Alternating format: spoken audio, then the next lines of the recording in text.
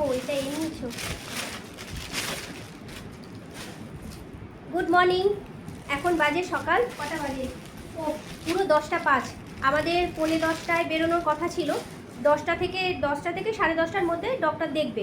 আজকে মঙ্গলবার, এবারে রিপোর্টগুলো আজকে দেবে, আজকে দেওয়ার কথা। রিপোর্টগুলো সব নেব, আর তার সঙ্গে দুখানা ডক্টর দেখবে। একটা হচ্ছে ডেন্টাল, আজকে ওটা কী বলে, কী হবে ভুলে যাচ্ছি। হ্যাঁ, স্কেলিং হবে, মানে মাথা ফাথা এখন তাড়াহুড়ো করে সব ভুলে গেছি।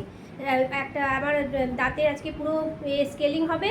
আর জেনারেল ফিজিশিয়ান একজন দেখবে, রিপোর্টগুলো যেগুলো করেছি সেগুলো কিছু দেখবে। বিকালেও একটা ডক্টরের অ্যাপয়েন্টমেন্ট করা আছে, বিকেলবেলাও ডক্টরের কাছে যাব। এখন তাড়াহুড়ো বেরোচ্ছি। আর গতকালকেও খুব পরিশ্রম হয়ে এসেছি, মানে গতকালকে তো গেছিলাম, সেই বলতে ভিডিও দেখেছই যে আমি এগরা গেছিলাম। খুব কষ্ট হয়েছে, আসার সময় প্রচুর জার্নি হয়েছে, প্রচুর কষ্ট হয়েছে, অনেক কিছু মাঝখানে অ্যাক্সিডেন্টও হয়েছে, সেগুলো সব আমি তোমাদের সঙ্গে আর শেয়ার করব পরে।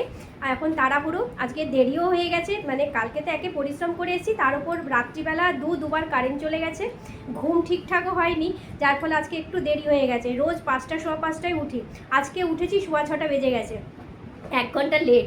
তাই জন্য এখানেও 1 ঘন্টা আমার লেটে বেরোচ্ছি। তো চলো এখন বেরোনো যাক, খুব তাড়াহুড়ো আছে আমাদের।